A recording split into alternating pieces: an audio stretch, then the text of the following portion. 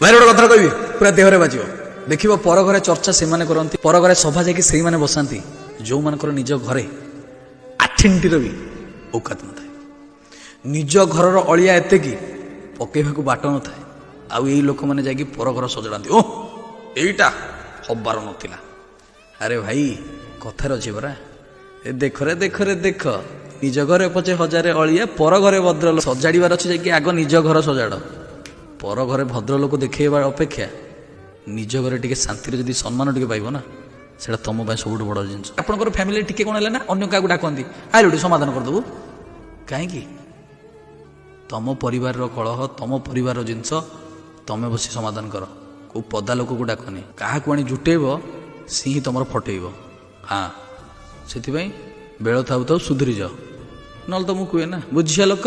ଠିକ୍ ଅଛି love you all Download ShareChat.